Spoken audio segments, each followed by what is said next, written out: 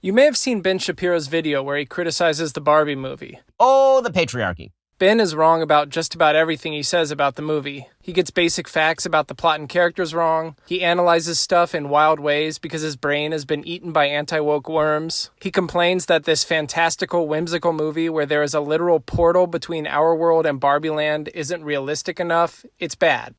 But in this video, I just want to focus on Shapiro's take on Barbie's ending. At the end of the Barbie movie, Barbie chooses to become a woman and live in the real world, and then promptly visits the gynecologist. Shapiro's reading is that the film is equating gender with biological sex. Barbie becomes a woman when she gets a vagina, and she gets a vagina when she becomes a woman. And since Shapiro is a transphobic conservative, one would expect him to be satisfied with this ending, but he's not. Let's take a look at why. Barbie is now sent back to the real world.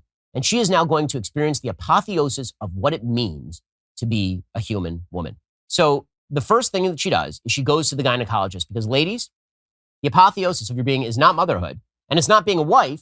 It is your vagina. It is that you go to the gynecologist. Ladies, this is what makes you the most human you can be, is that you go to the gynecologist. So the first problem that Shapiro has with the ending is that women, he says, are so much more than just people with vaginas. There are mothers and wives, and one presumes other things as well. But mother and wife are social categories, and to argue that womanhood can't exist without them is to argue that womanhood is socially constructed. Don't get me wrong, I'm all for Ben's newfound embrace of the social construction of gender, but something tells me that he's not so willing to accept all of what that entails. Instead, Shapiro is being dishonest. He's pretending that he's the real champion of women and femininity, while it's the man-hating feminists who say that you're nothing more than your vagina. But of course, we all know that Ben indeed believes the opposite of what he's saying. He believes that a woman is a biological human female. So don't be fooled when Shapiro says that he doesn't think that having a vagina is necessary and sufficient for being a woman. He absolutely does think that, and he's lying when he says that he thinks womanhood is anything more. The next criticism Shapiro levels at Barbie's ending is that it's hypocritical. The movie, he says, is super woke and man-hating and made by people who don't believe that all women have vaginas, and so the ending is bad because by equating gender and biological sex, it strikes out its own message. Now, I could point out here that that's really transphobic.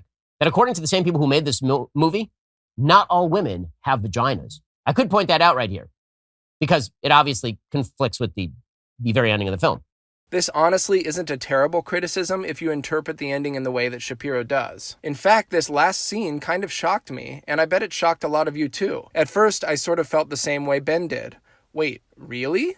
Did they really just boil down womanhood to having a vagina? But after thinking about it a bit more, and after considering the final scene in context with the rest of the film, I think there's something different going on with the ending of Barbie. You see, Shapiro's whole analysis of Barbie is based on the incorrect idea that the film sets up the real world as a terrible place dominated by patriarchy, and Barbie Land as a perfect place ruled by women. But by the end of the film, we're meant to understand that Barbie Land, as shown in the first act of the movie, isn't a perfect place at all, that it's actually an artificial product of the real world's patriarchy. Barbie Land props up the false notion that it's possible to have a feminist paradise free of any sort of political or social consciousness, which is why in the film, when girls start to become political or angsty, their Barbies malfunction. This is also why it was so easy for the Kens to establish kindom. The Barbies had been happy in Barbie Land, but they weren't feminists, and so they immediately crumbled before patriarchy as soon as it was introduced. And it's also why when Barbie Land gets reestablished at the end of the film, it isn't just everything going back to the way things were before, contrary to what Shapiro says. In the end,